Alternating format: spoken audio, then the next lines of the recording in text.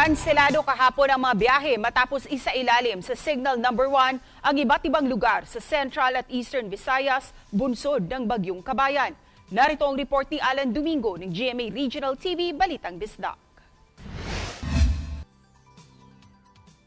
Ilang oras bago init ng Philippine Coast Guard ang suspension ng biyahe, pansamantalang isinara ang mga pantalan sa Cebu City.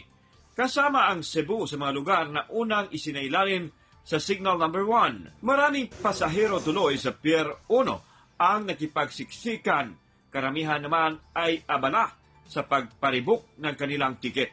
Kasama sa mga stranded na pasahero ang mahigit na 100 na miyembro ng Boy Scouts of the Philippines na mula pa sa Iloilo at pauwi na sana sa Surigao. Uya kami pababayain ni City Mayor Rama o ingon man sab sa DSWD nga mao'y nagkup-kup sa amo nga gi-rescue kami from Terminal Port Number 1 nganhi sa Abiliana Sports Complex.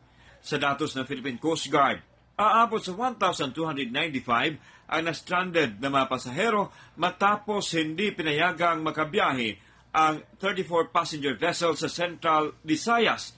Very strict po tayo dyan. Nasa memo circulars po natin na bawal po talagang lumayag. Pinagbabawalan po lahat natin.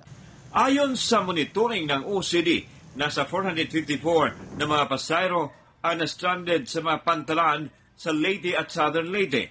Ito'y matapos hindi pinayagang bumiyahe ang 9 passenger vessels at 157 rolling cargos. Ang Leyte, Southern Leyte at ilang lugar sa Eastern Samar ang isinailalim sa Signal Number 1. Kanya-kanyang hanap ng maupuan at mahigaan ang mga pasahero sa loob ng terminal ng PPE Port sa bayan ng Dumangas, Iloilo. Ito ay matapos kansilahin ng Philippine Coast Guard ang mga biyahe ng mga ro-ro vessel mula Dumangas, Iloilo, Bacolod City at vice versa kahapon. Kabilang sa mga na-stranded ang ilang Boy Scout at mga guro na sumali sa 18th National Scout Jamboree sa Pasig City. Gaya ni Randel na uuwi pa sa Zamboanga City. Okay lang po. Safety first po.